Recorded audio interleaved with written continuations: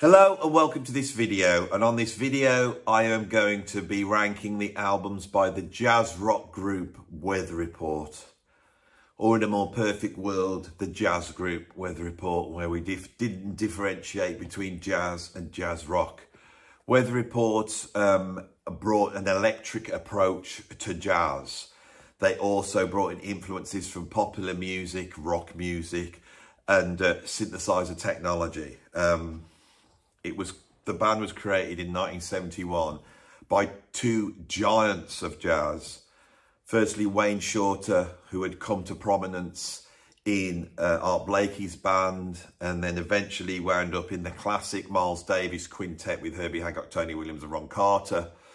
And then in wanting to establish himself as an artist, started doing solo albums, and within these albums are some of the greatest compositions of the 1960s. And Wayne Shorter is one of the great composers of the 1960s.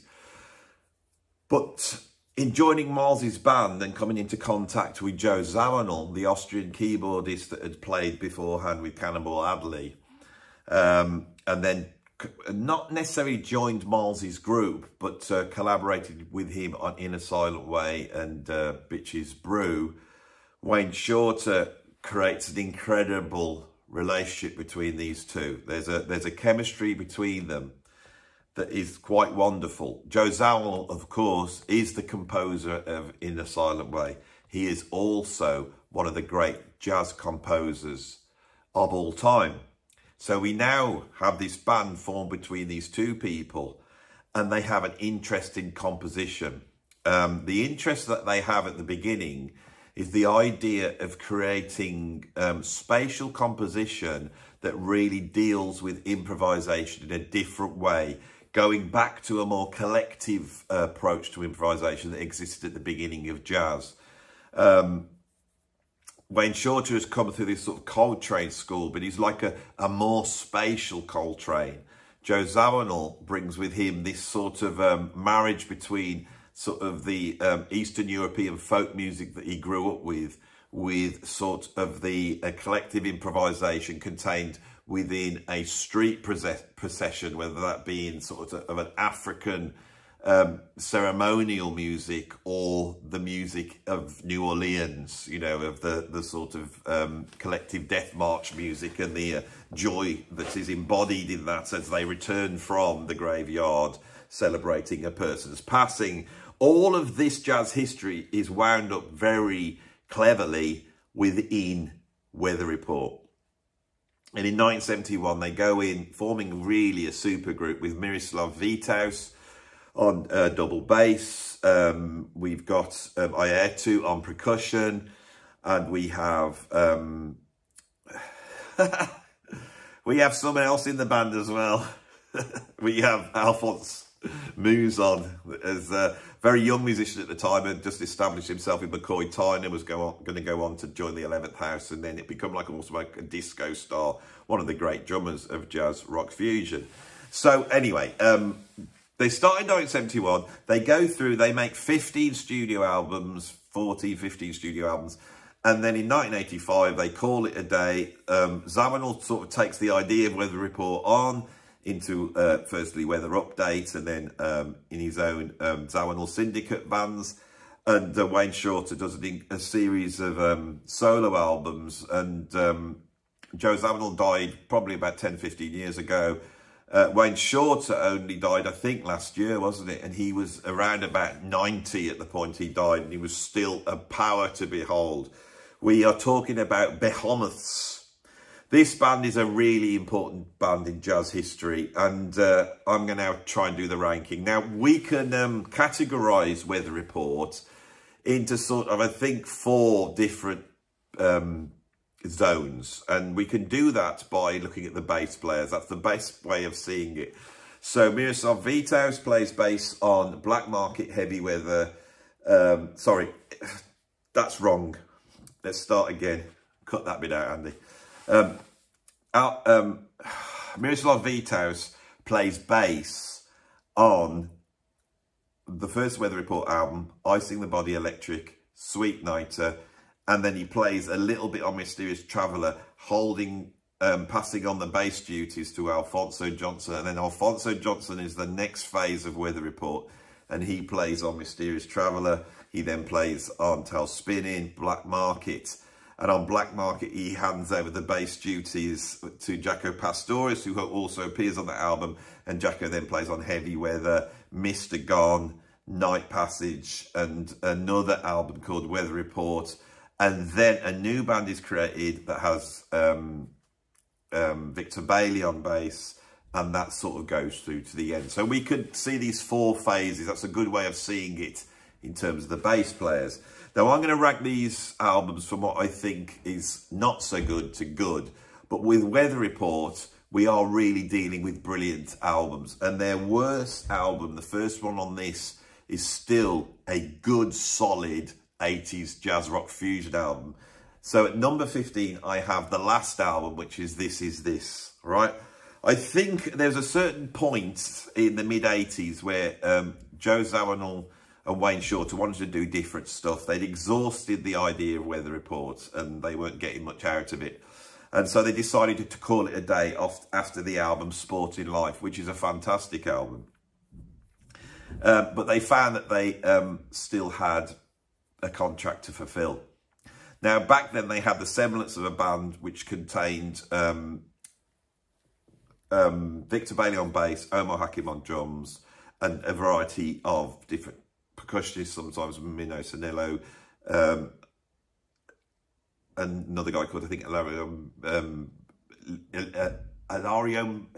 Lima, I can't remember. There's a rotating percussionist.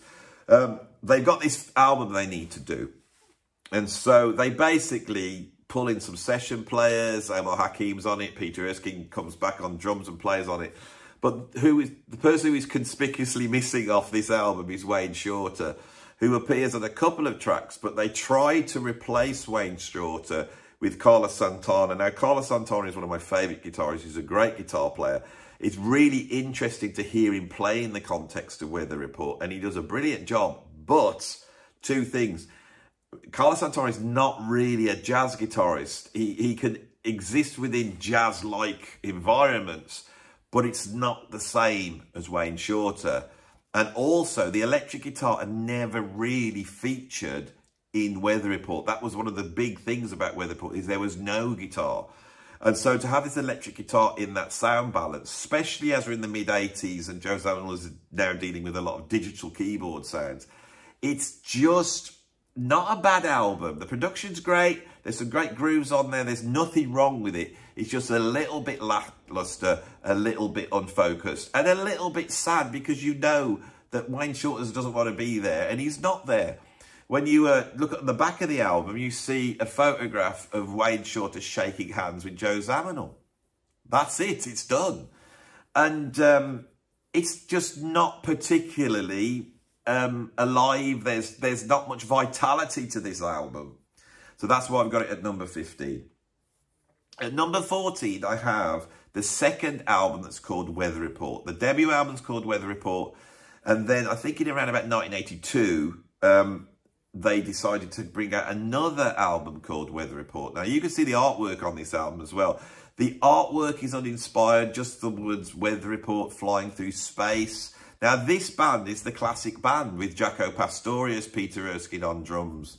And there is nothing wrong with this album. Some people really like this album.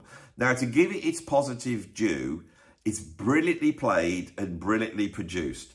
Jaco Pastorius is doing a lot of bass lines which are married up with Joe Zawinul playing bass as well, which is great. It's the Weather Report sound, but Jaco doesn't really come through on this album. Now, if you think about Jaco Pastorius being an absolute bass legend, how many people mention his playing on this album? If you're a Jaco Pastorius fan, you might be going, what album? Which album is this? The album called Weather Report. Not Heavy Weather, not that one. Not 8:30, not that one. Not even Mr. Gone. The album called Weather Report. And you go, what the hell's this album? I find it very difficult to actually sustain my memory of this album. I've talked about this album before. When I come, there's a quite a good track called, I think, Volcano for Hire. Is that on this album? Dara Factor 1, that's okay. But I couldn't sing any of it. It's just lackluster. And it's a really great recording of this band. It's suffering a little bit from 80s production. It's a little bit too tight. It's a little bit too measured. But it's just the compositions. There is no Birdland on there. There is no Black Market on there. There is no Scarlet Lady on there. There is nothing on there that is of the usual quality that you would get in terms of composition. So that's what I've got. Number 14 is the second Weather Report album from 1982. Now, number 13, I have an amazing album. But as you might have noticed, I haven't contained on this list live albums. Now, the classic group that contained Jaco Pastorius and Peter Erskine made a live album called 8:30, which came out in around about 78, 79, something like that, I think 1978. And it's a fantastic album. It captures that band on firing on all cylinders. But the interesting thing with that album is the last side, side 4, is not live. It contains some studio recordings. And those studio recordings are very, very good. Now, I have an issue with the Jaco Pastorius band. I think Heavy Weather is incredible. Mr. Gone is not incredible. The Weather Report album is not incredible. Night Passage is pretty good. But we're actually, in terms of studio recordings by this band, you have to search around. I think the mixture of the success that the track Birdland gave them, propelling them from being a sort of esoteric electric jazz group to now sort of being almost like a pop group, affected the band. I really do. And also the drugs that were flying around at this point, as Jaco went from very clean-cut, focused virtuoso bass player to be the troubled, bipolar, legend that we have. It's that process. And there seems to be a lot of ego involved in this. So finding studio recordings is something you have to go searching for after the obvious. Now, side 4 of 8:30 is very good. It's really, really good. There's some really good stuff there. And so we have half an album. Now, that half an album status has dropped this down to number 13, but I felt I should include it. If you were buying Weather Report albums, I would want you to buy them in the reverse order of this ranking, starting with number 1 and number 2. And that was the order it would go through. And it would be, and now I realise I've cocked up here, because we're going to get to another album that I've ranked very highly, which is Half Live. So, but I think it's the fact that that one's half live, this is a quarter live. That's how I justify my decision here. The most important thing is live Weather Report is important. If you buy the studio albums, there's a number of places where you will hear live Weather Report. They did used to include every now and then live recordings onto their studio albums. I will be discussing the live Weather Report as we go, and there'll be a suggestion here for you as we go. But 8:30, brilliant live album, and side 4 is great, especially if you're a Jaco Pastorius fan. At number 12, I have the second to that last album they made, which is called Sporting Life. Now, this album's not liked that much amongst Weather Report fans. I absolutely love it. It was one of the first Weather Report albums I ever bought, because I discovered Weather Report the year this came out. The first album I bought was Heavy Weather, and then I went and bought the new album. It was this one. At that point, Bobby McFerrin, the great vocalist, was setting the world alight. And Bobby McFerrin is on this album as a guest on a lot of the tracks. And he is scat singing, but he was also mimicking slap bass lines, percussion, jittery keyboards. And I think for the true Weather Report fan, they find that a little bit off-putting. I don't. The compositions are absolutely fantastic. There's some beautiful ballads on here. Beautiful playing by Wayne Shorter. Omar Hakim is playing great. It's a little bit encumbered by 80s production, you know, a little bit. But there are moments where they really fly. I do really like Sporting Life. And I would say that is the first great album on this list. Absolutely great. So from now on, we've got 12 albums to discuss that are all fantastic, and it starts to become hard to rank, right? At number 11, I have got Mr. Gone. Now, Mr. Gone is the follow-up to Heavy Weather. So in 1977, Weather Report released this album, Heavy Weather. It showcases Jaco Pastorius on tracks like Havana and Teen Town, and it contains the hit record Birdland, which is a sort of disco-fied jazz rock fusion as played by Weather Report. And it's a work of genius. Even though it's very accessible, the things that are going on Birdland are incredible. It's really is an incredible piece of music. It becomes a hit record. They are now superstars, you know, and they're playing to much bigger gigs. And I feel that it all goes a little bit wrong. In the same way as the Mahavishnu Orchestra crashed in 1973 due to a jazz group trying to deal with rock group success, I think that Weather Report at least have a stumble here. When they go back into the studio to follow it up, Joe Zawinul takes complete control of the recording of this album, and it becomes almost like a solo Joe Zawinul album. It opens up with a track which is called, now, anyone who knows my videos, I sit down, I don't prepare, and I pull my knowledge out of thin air. That's part of the enjoyment of watching my videos, to see what I can retain. I haven't got any notes here, and I haven't done any research. This is just my basic Weather Report knowledge. And there's a track that I think it's something like The Lady with a Feather in Their Hat, or some track like that. But the point is, the opening track, you will all say the actual title. I've paraphrased, it's probably called something completely different. But that is almost like Joe Zawinul keyboard overdub track. He creates this incredible composition, but the idea that there's a band there behind it, they're just almost fulfilling session duties. Once we get past that track, the compositions are very good, but they're bitty, right? Jaco's big contribution is River People, which is one of the other great tracks on here. And River People is brilliantly arranged. It's got a magic, it's a wonderful track. I absolutely love River People, but I can't help but feel I wish it just went somewhere rather than just be this sort of cod disco beat going on all the time.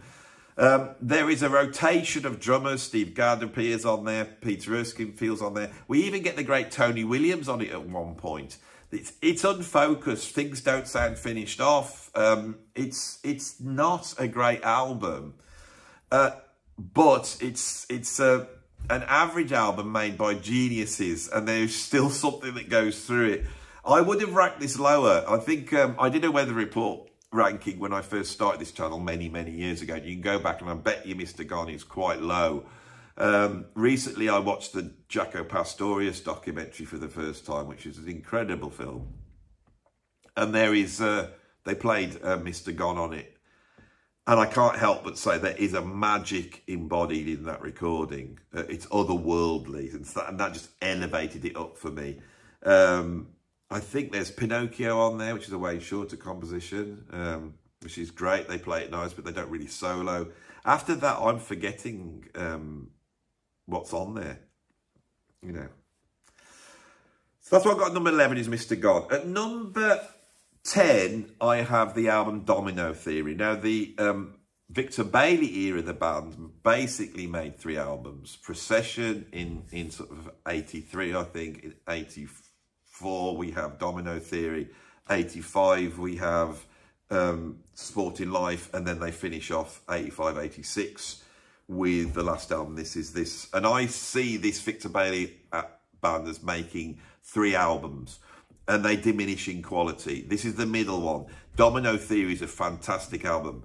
It opens up with a song called Can It Be Done, with Carl Anderson singing on it, which is a nice song, but it's very strange for Weather Report fans to see it. After that, they just kick.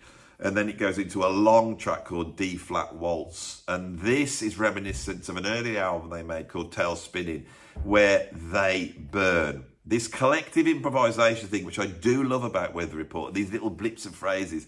But sometimes I want to hear them burn. Sometimes I want to hear Wayne Shorter burn. And he burns on this. Omar Hakim is all over the track. And the thing I love about Domino Theory is the production's so dry. It's so up close. It's so detailed. It's a fantastic album. The only reason I've rated it slightly lower than Procession, which I have at number 9, is it lacks a little less character. Side 2, again, when I think back to it, there's some really great stuff on there, but it's not as memorable. The 2 tracks I really like on Domino Theory, Believe It or Not, Can It Be Done, I just think it's a great, beautiful tune, beautifully sung, and D-flat waltz, where they just burn. There's some incredible bass playing from Victor Bailey on the final track, but I can't remember what that's called. It's a great album, and I've actually made a note on my list over there that I would sort of place this and Procession, which I put above it, as sort of similar. Procession, it was the debut album of this new band, which I think the percussion on that is Jose Rossi. And it also features on one track Manhattan Transfer. Now, in 1979, Manhattan Transfer brought an album out called Extensions, and they did an incredible vocal version of Birdland, which I hate to say I prefer to the real Birdland, because I heard it first. Birdland's incredible, but when you get things like the Manhattan Transfer, they're bringing their vocals to it and singing all the parts and hitting all the harmony, and Janis Siegel actually sings note for note Joe Zawinul's burning keyboard solo at the end of Birdland. It's a sight to behold, and I think Zawinul was impressed because he then invites Manhattan Transfer in to an incredible track on side 2, which I think is called Where the Moon Goes. This video, I'm really having to pull on my memory here, and it's harder than I thought it would be. I thought I'd be okay, and I'm struggling a bit here. Where the Moon Goes, there's a track on here called Procession, which is great, which is one of those weather reports or marching tracks with this sort of, you know, marching drum beat on there. There is the incredible Molasses Run, where Omar Hakim, first album he's really appeared on to the most people, general public, and this is where he states his presence in the world.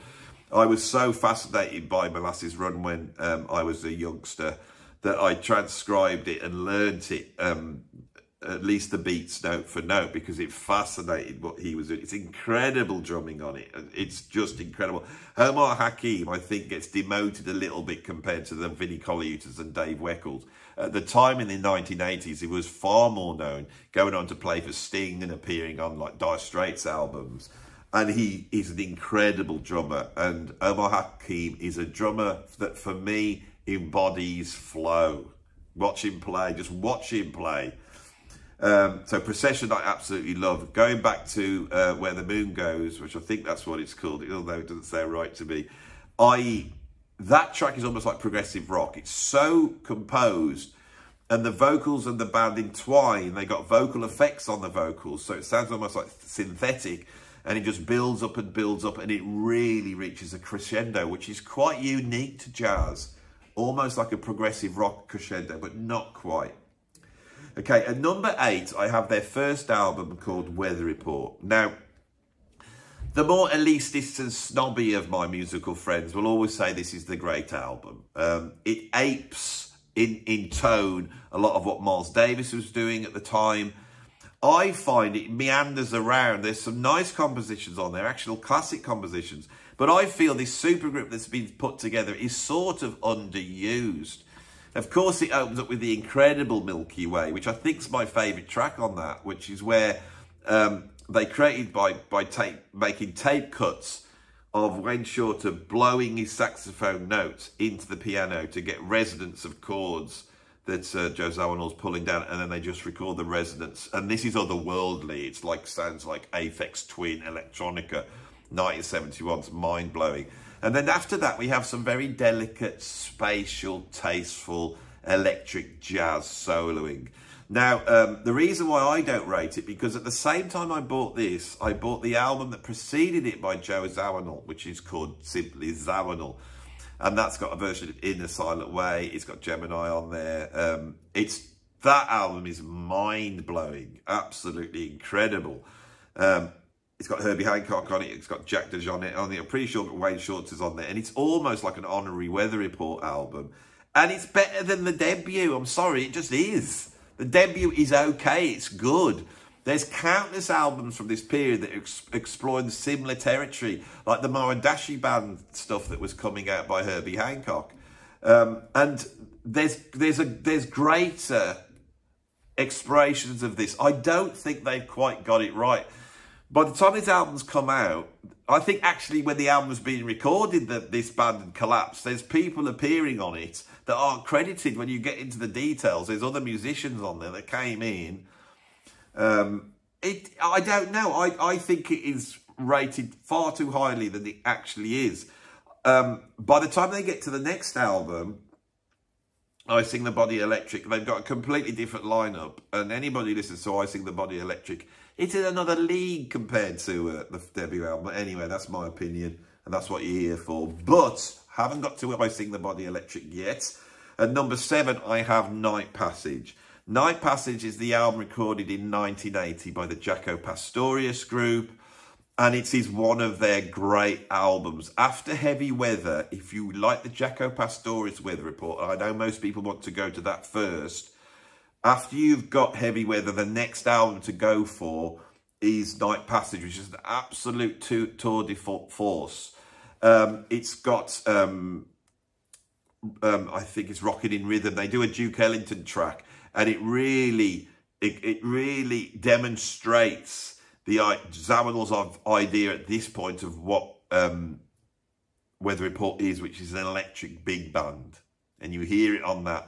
It's got a live version actually, of Three Views of a Secret, which complements the composition that is on Word of Mouth album by Jaco Pastorius. I don't know which one I like best. The Word of Mouth one is very orchestrated and opulent with a huge, almost like orchestra on it. This is a stripped down band, and that band's Weather Report is quite incredible.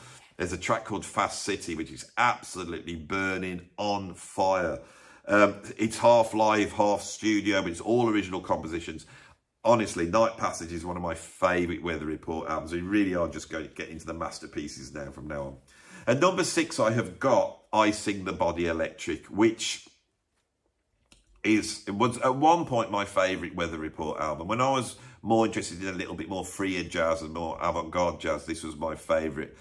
It opens up with a track called The Unknown Soldier. Compositionally, this is light years past anything that is on the debut album.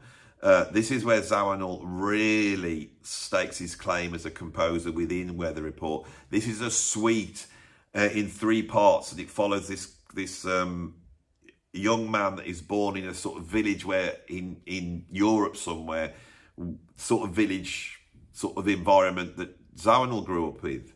He then joins the army and he goes out to war, experiences war, and then he returns back to the village, but he is coloured by the experience of war. And the tune describes that as a tone poem. It utilises sort of electronic effects to create the idea of being in a battle. And then the mournful aspect, the mourning of his dead comrades when he returns back is embodied with these voices, this small choir that seems to be chanting or mumbling some sort of unintelligible prayer. It exists in its own space. I mean, if this is jazz, it's jazz pushed to the outer limits. It's absolutely incredible. That's followed up with a track that actually features guitar in it. Ralph Towner opens it up with a sort of 12-string cadenza, which is absolutely wonderful. And then side 1 does diminish a little bit, but it's still, there's some really interesting approach to groove and time. It gets quite funky. Now, if you turn this album over onto side 2, we have a live side that was recorded in Tokyo. There was an album, a double album brought out in Japan called Live in Tokyo, and it's unbelievable. It's so burning. If you want to hear the first group with Eric Gravatt on drums, Eric Gravatt being one of the most muscular, powerful post-Elvin Jones drummers, all us drummers rate Eric Gravatt. He's just one of these incredible players. And Live in Tokyo needs to be heard. The power this group with Zawinul's incredible, almost like Hendrix electric piano, and the musculature of the rhythm section. Of course, Wayne Shorter weaving his way. It's a wonderful album. And if I was to rank Live in Tokyo, I'll tell you where I would put it, which is at number 4. And we are currently at number 6. But side 2, where they've edited it down onto one side, is for me even more intense. It's mind-blowing. I Sing the Body Electric is an incredible album. After I Sing the Body Electric, they go back into the studio. The tensions between Zawinul and Miroslav Vitous start to emerge. Zawinul's not so keen on Miroslav Vitous, who was an equal member in the early on as a composer. He was bringing his own thing in, but he's playing a lot of double bass and he's playing arco bass, you know, with a bow. And we get this sound, you know, Zawinul's complaining about his intonation, which is ridiculous because, you know, Miroslav Vitous is one of the greatest, you know, acoustic bassists ever to live. It's just, it gets all a bit nasty and he starts to bring in some electric bass players and the funk emerges. Now, I believe the funk actually emerges on I Sing the Body Electric on the latter part of side 1. But here, it's an incredible mixture of that electronic space jazz with these incredible grooves. You put those two things together in 1973, which is when this album was made, and suddenly you have got almost like the blueprint for hip-hop. And Zawinul said he invented hip-hop here in his you know, usual modest self, but it is incredible. When I used to make dance music and work with hip-hop producers and dance producers, if you mentioned Weather Report, to them, the greatest album by Weather Report was Sweet Nighter, and that's where all the hip-hop samples come on. 125th Congress Street is just go and listen to it. Non-Stop Home, listen to what's going on drums. A variety of drummers on there. You can tell the band's gone a little bit unstable. This happens every now and then with Weather Report.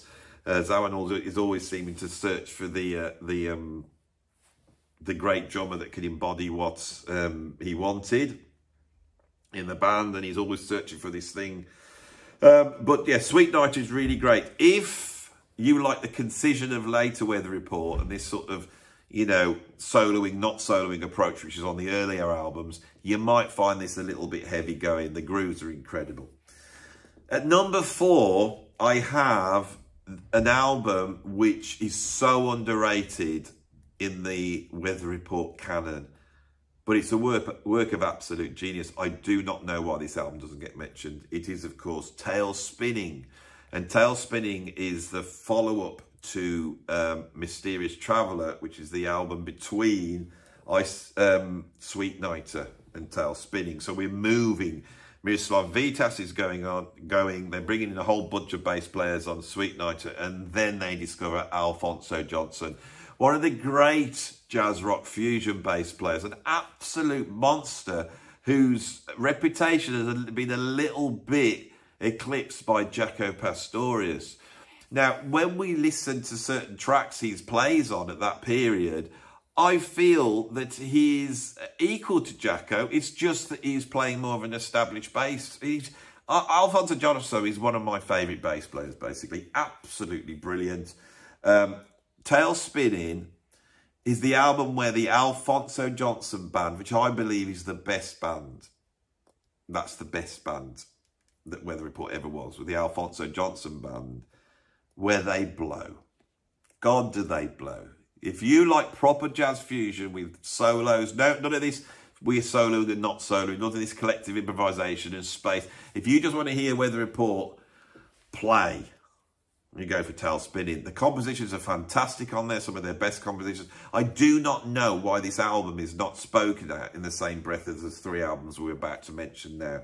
But we're up to the top 3 now, and these are all masterpieces. It's very hard to pick them apart, which one is the greatest. But at number 3, I have the album that precedes Tail Spinning, and this is Mysterious Traveller. This is the last album to feature Miroslav Vitous, but he does do some great contributions.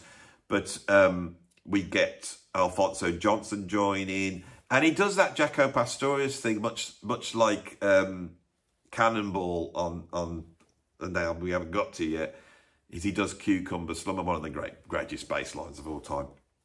This, I feel, is where Weather Report is born. Now, I know a lot of the snotty elitists, they want to champion these first 3 albums and say that the first album's the best. And they almost want to make out that Mysterious Traveller is where this sort of all starts to go wrong and they start to become some disco, you know, jazz rock band. It's not the case whatsoever. Mysterious Traveller is just prime Weather Report. We're right in the jazz rock era. They've got the budgets, they've got the sound. Weather Report has established itself in the track of jazz rock that they're going to pursue. The compositions are incredible. The only thing that drops it down to number 3 for me is possibly the production. I don't think the production's quite in the same league as the top 2. So we're going to move to number 2. Now, what I've got at number 2 would probably be for most people the number 1. It's the most famous album. It's the album that contains Birdland. It is, of course, Heavy Weather.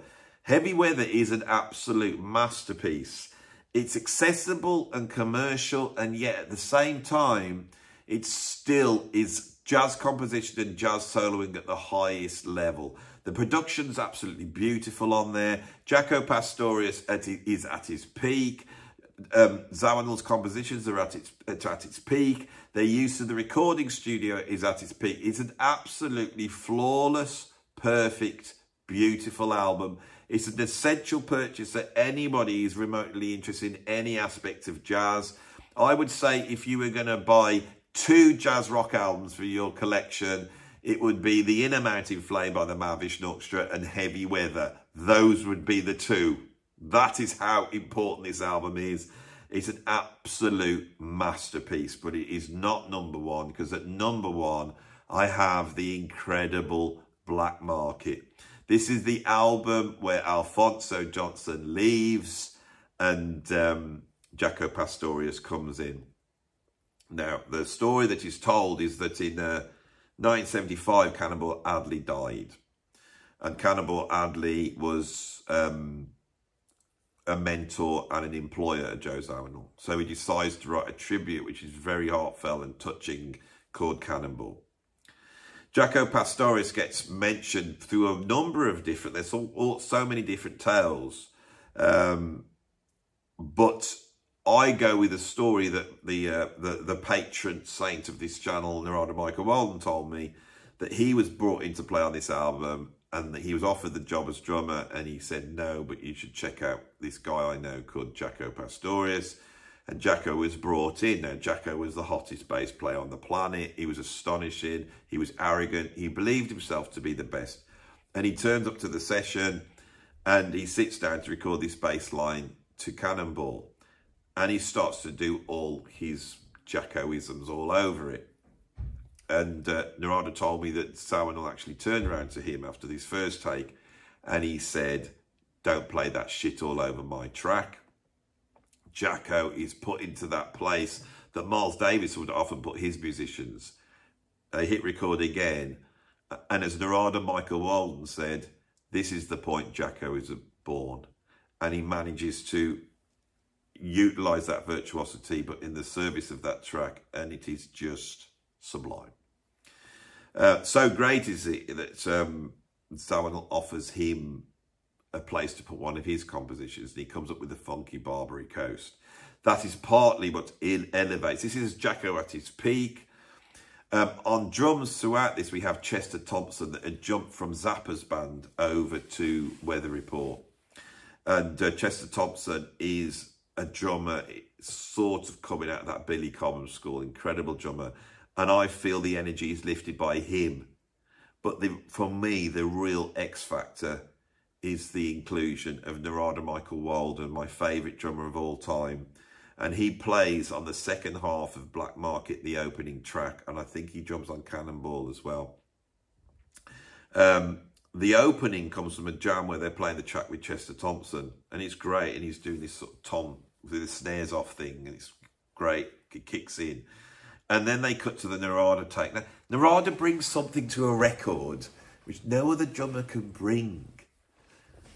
And I feel that that moment when Narada Michael Walden is playing on Black Market with Weather Report is their greatest, Weather Report's greatest moment. Black Market is my favourite tune by Weather Report. Narada did this 4 times. I hate to turn this into another Narada love session, but I am going to. Narada, you know, at 21 years old, Narada walked into the Mavish Nuksha and replaced Billy Cobham and staked his claim on that band. He walked into the Jeff Beck group on the album Wire and created, you know, some moments on that, compositionally and drumming wise, which are absolutely sublime. He staked his claim on Jeff Beck as far as I'm concerned. On Exposure by Robert Fripp, he walks into a session with him and Tony Levin on bass, and on that track, which I think is called Breathless. Is it called Breathless? But anyway, check Exposure out by Robert Fripp. But on that moment, that's the greatest example of King Crimson ever. And he does it with Weather Report as well. It's the Narada factor that elevates this album to the peak. But also we have tracks like Her and Do, which are just vicious, visceral, Mahavishnu-like jazz rock. Really weird time signatures, really going it, fiery. Weather Report can be fiery. It's not fiery in the way that the Mahavishnu is. It's a different type of fiery because the intensity is slightly withheld, which is actually really compelling. Wayne Shorter can really create this like tension and you feel he's on fire, but he's always got it under control. He's always just, you know, surfing on the wave. So Black Market is my favourite album. I've got it at number 1. So I'm just going to go through that list again, you know, right from number 15. So at number 15, I have This Is This, their last album.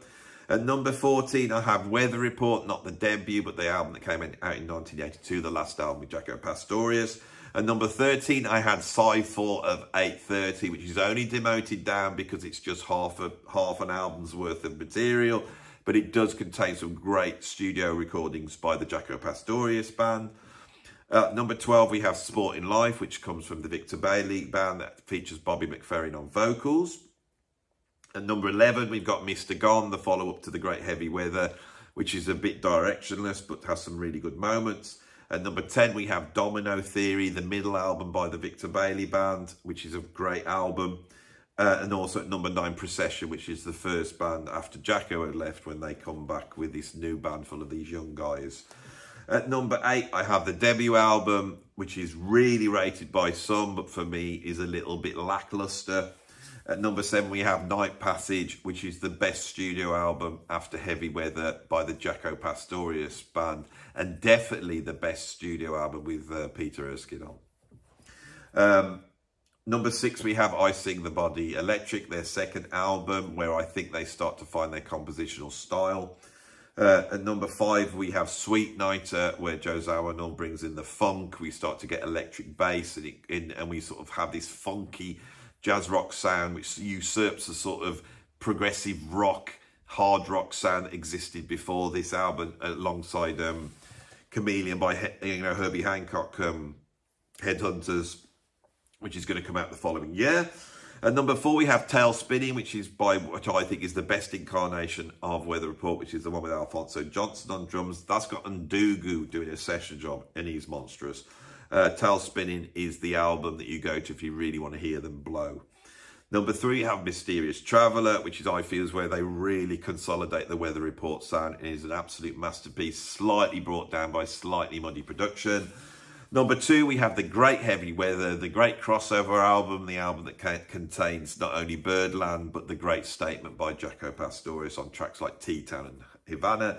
And at number 1, we have the incredible Black Market, which is the best band, Alphonso Johnson, Jaco Pastorius on the same album. Jaco finds his voice. And then the thing that just kicks it right up is the inclusion of Narada Michael Walden. That is Weather Report. I have done it. We're at the end of this video. So I hope you appreciated that. I did stutter, didn't I? I did early on this ranking. I felt like I stumbled a little bit. I'm going to keep it in the video because that is what I do on the channel. This is a band that's 15 albums. I don't have to think about it. I've owned all these albums for over 30 years. I've listened to them all hundreds of times. This is one band I know inside out, and I'm pulling from that knowledge. But every now and then I do have senior moments, and that's what we've had a little bit on. So please don't doubt me. I do know this band really well, and I think this is a reasonable ranking here of a band that does have quite a lot of albums. I've got to the end of the video. I did do many years ago another one, and you can go and check that out. And I haven't bothered to check to see how similar that ranking was 3 years ago to the one now. One thing on this channel, I thought every 3 years I'm going to re-rank some of these classic bands, you know, and it will evolve. Because the most important thing is I'll say different things. I'll probably say the same things as well. Anyway, we're at the end of the video. So at the end of the video, as I always say, if you can put a like on this video, if you like that now, that helps me and it helps the algorithm. And that is the greatest way to pay me back for what I've done here. If you want to see more of what I do, or just support the channel more, subscribe. Because, of course, every YouTuber is judged on how many subscribers they have. And I am approaching 40,000 at the moment. 40,000. So this is quite exciting. I can see in the next few months, by Christmas, should be at 50,000. And I'm halfway to 100,000. And when I get to 100,000, YouTube gives me one of them silver plaques. And I'll have it in the back. And I'll feel proud. And I'll be able to say to myself, Andy, you have achieved something with your life. You have a YouTube silver plaque. Because these sorts of things do have cultural currency in the modern world, far more than having a #1 record would. And that's what I will want to achieve before, you know, I call it a day and go back to, you know, pruning my roses and sitting in the garden on a deck chair, you know, looking at the birds. Birds, I'm not using the sort of old English 1980s term there for looking at ladies. I meant actual birds. I'm too old to be looking at actual ladies. And if you want to support me even more, because it's a hierarchy of support. So if you go, I've liked it, I've subscribed, Andy, what can I do next to support you? Because I want to. You can become a patron. And there's 2 levels of that. You can go to Patreon now. The link is below the video. You click on that and you can become a free member. And I put content up for the free members now. Yes, it's not as good as the content for the paid members, but it is there. You get a few scraps. You know, but I actually put quite a lot of content up for the free members. Plus a whole bunch of news and thoughts and all sorts of things. And when I do the polls that sometimes I do, and I've got a new idea for polls, so I will talk about this on Patreon. So get yourself up and become a free member. And then if you like it there, and you want to access all the incredible things, including my Patreon chat, which has about 200 people in it, and they have created a little community. I don't even interact with them anymore. I just let them get on with it. So if you want to get access to that, you just become a paid member. So that's the next one. But if that's not for you, there's another parallel way of supporting me, which is by putting money into the PayPal tip jar. It sits there like a cloth cap in front of a busker. And I sit here busking my way through these ranking videos. Busk, wisdom, knowledge, humour, charisma, good looks. You get it all.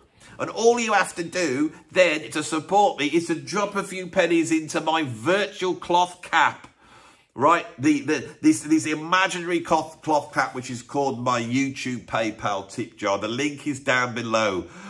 Whoa, we've got to the end of the video. I tell you something that will be interesting. It will be interesting to go back to my weather report video, because it's the second video I made for this channel in terms of doing this. And look at my delivery, because I have gone from sort of glum and quiet and businesslike to slightly psychotic, haven't I, over the last 3 years. But slightly psychotic is what the people want. That's what brings them here. They like to see this sort of slightly anarchic Andy that seems to be, you know, maybe he's going to push against the boundaries of YouTube. You know, he's not going to act in the normal way. He's going to be all weird in English, you know, or he's having a nervous breakdown and you don't know which one it is. Done. Finished. Sling your up now. get out of here. I ain't going to do what every other YouTuber does. I'm going to shout and I'm going to get angry, because that is the way you finish a great YouTube video, by having a bit of bloody conflict, even when none exists. So now you can go, make yourself a cup of tea and go and put on Black Market by Weather Report. And don't come back until you realise it's their best album. Thank you and goodbye.